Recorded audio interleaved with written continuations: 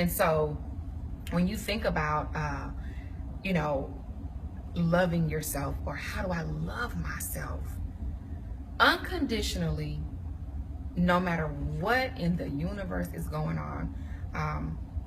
You all mentioned something to me about self-confidence, and I think I told you all that it's your confidence. It's called self-confidence for a reason, because it's self-confidence. It belongs to you. How can somebody take it away from you? How can someone pull that out of you? It's yours. You own it. You command your confidence. You know, it's you have dominion. God says, have dominion over all things in the earth.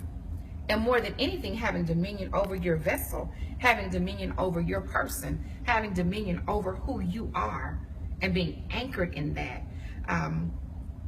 It's easy to be critical of yourself and to, you know, be hard on yourself and to knock yourself down and to say, I wasn't successful, I didn't accomplish that.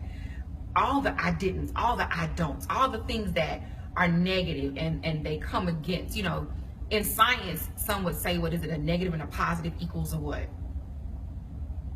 A negative. A negative. But a positive and a positive equals a positive. And a negative equals a negative. There is absolutely nothing negative about God. God is everything. God is the creator of everything. And so, if God is the creator of everything, God is love, first of all. God created love. God represents love. God gives love. God creates love. God defines love. God is love. So you question, if I cannot love myself, then perhaps I'm not loving God, because I'm made in his image. I am who God says that I am. And if God says I am all of these things that God is. But it is not until you come into your heart space, into the pure essence of who you are and who you are not, that you can truly, truly give reverence to loving yourself, being honest with yourself, forgiving yourself, being the best friend that you need to be to yourself. There are so many things around us that overwhelm us and pretty much take up all of our energy and our time in our day.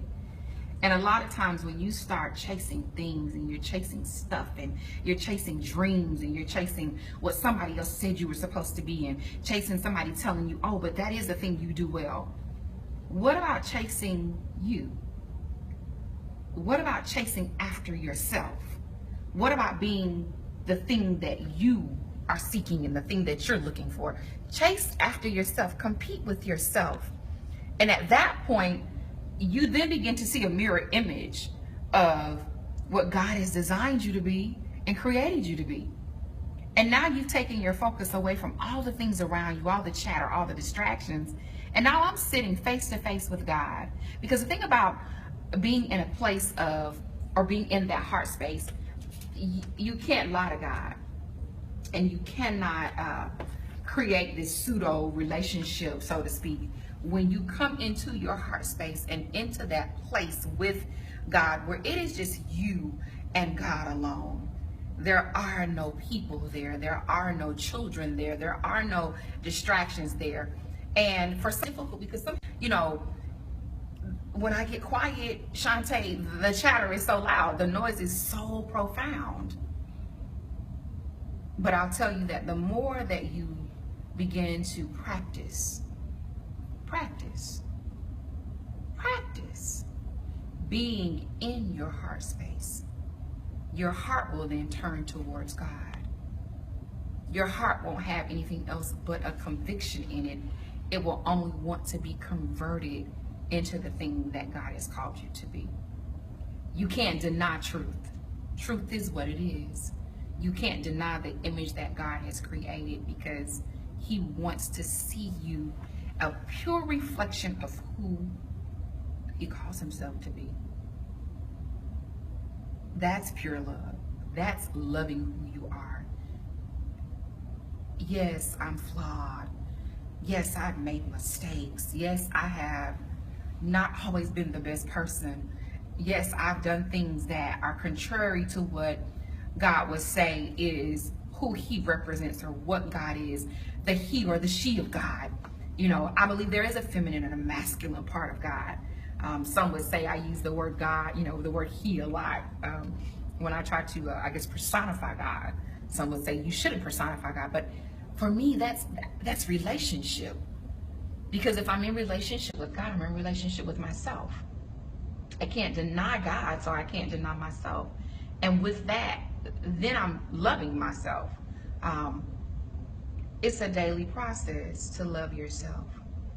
As you begin to open up your heart space and you allow healing to take place and to root and to anchor in you, um, the love that you desire, the more of love, the more of God, the more love that you are calling from the universe, the more love that you're calling from people and humans, and the more expectations that you have of man, a lot of times comes from you opening up your heart space and saying, hey, you know what? I'm going to become the person who is the bigger and the better person. See, the thing about love is that it is a risk. You take a chance. But the thing is, the truth of the matter, God took a chance on you. He takes them on us every day. Mm. So why not take a chance on yourself? Why not take a chance on loving who you are? You know, love is one of those things a lot of times that people like to give you if you give them something. They love you with condition. You know, people are inherently selfish, I believe. And so sometimes we literally have to beat that part of ourselves up to get that out of us. But that happens in the heart space. That happens when you sit with yourself, when you enjoy yourself, when you learn of who you are, learn of yourself. Be one with you. It's okay to be with you. You're not alone.